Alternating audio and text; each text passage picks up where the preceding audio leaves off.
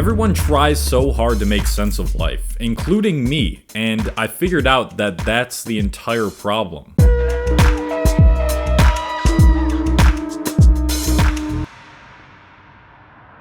The questions I find myself asking the most is, what does all of this really mean? What's it all for anyway? Why do anything at all if we will all be dead? And for brief moments, I feel like I found the answer in the most simple and minute of things. The other day I was working out in my backyard, and I sat down on the turf to rest between my sets. As I was looking down at my feet, I noticed something. A small pulse coming from the bottom left side of my right foot. And for some reason, that pulse alone was enough to shift my entire reality, but only for a fleeting moment. During this moment, I thought to myself, what a blessing it is to be a living, breathing organism that is able to experience life. This is the thing that I take for granted the most, and I'm sure you can relate. It's because I've experienced life for so long now that nothing seems out of the ordinary.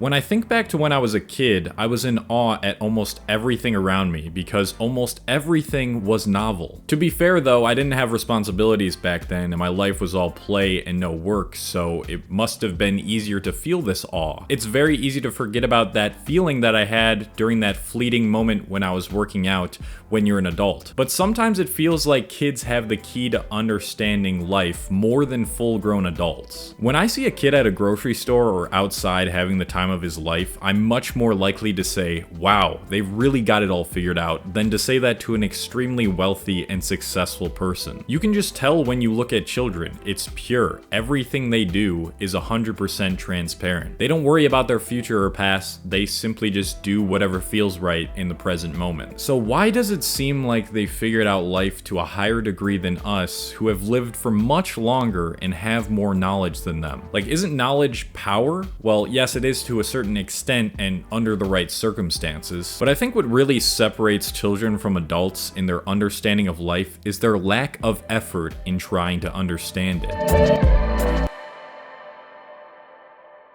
When I was a child, there was never a moment in my life where I tried to contemplate my existence. I simply just existed. Now, one might say this is not possible anymore. You have a job, you have to work, you have to make use of your life, and of course you do, but that doesn't mean you should have to feel any less of what being present in a human body feels like. Every moment is a chance for you to connect back with that state of your inner child. When you didn't judge others for what they did, when you were creative and imaginative, when you weren't afraid to show any sort of emotion. Children cry and scream whenever the hell they want. Although I don't advise doing this whenever you want, but you get the point. In many ways, growing up is good. You get a better grip on your emotional control, and through your studies, you develop yourself further as a person and contribute to society. You learn more perspectives, and you figure out what you truly want and need in this life. But what's lost is that sense of awe. It's like the indescribably beautiful experience of being living in the universe is suddenly gone. And when you start to realize that, you start to search for it again. Well, at least that's what I've done for the past few years of my life. I have studied different philosophies and religions to try and make sense of the universe and my purpose here. My goal in doing this was that maybe I would find something within this information that would start to make me connect back with that sense of wonder and awe that all children seem to possess. And the more I sought after an answer, the farther I would stray away from it. Because I still had yet to realize what I believe is the key to understanding this existence we are experiencing. And that is simply just to experience it and allow yourself to experience it fully. The reason that shift from basic reality to awe-inspiring reality happened when I looked at my foot's pulse is because I came to the sudden realization that I am alive. And that raised the question in my head of, why did I not feel like I actually was alive before? I'm always alive every second of the day, but it doesn't feel like I am. The things we do on a daily basis makes you forget this because it takes you out of your body and into your head. You no longer feel the present moment as you're supposed to because there's too many obligations and information that cloud your sense of vitality. The trivial stuff that we allow ourselves to get caught up in offers no solution to the understanding of life, nor does actively trying to search for the answer. Kids understand this because they don't try to understand it. You don't have to quit your job and responsibilities and become a monk or yogi and live in the woods to feel this. You just have to make a conscious effort to shift what you focus on until it becomes effortless again, like it is for children. And repeat the process whenever you start to get too drawn into your thoughts and all the other seriousness of what's going on in your life.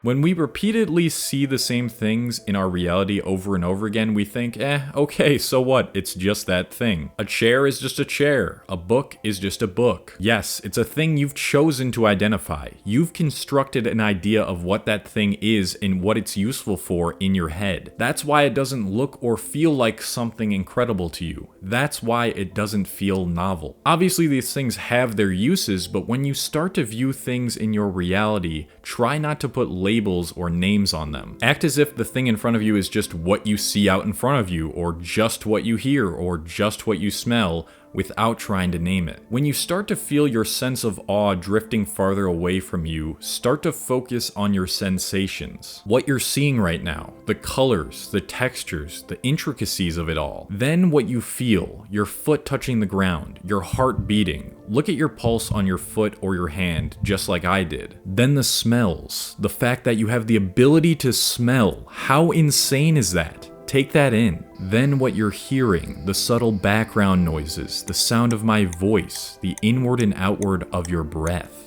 And when you eat, really taste the food that you're eating. Really experience the joy of tasting something that tastes good. Little by little, as you start to do this repeatedly, you will fall back into the joy of living in the present moment. You will then start to comprehend the incomprehensible and find an extreme amount of pleasure in both the simplicities of life and when you're involved in your work, just like when you were a child.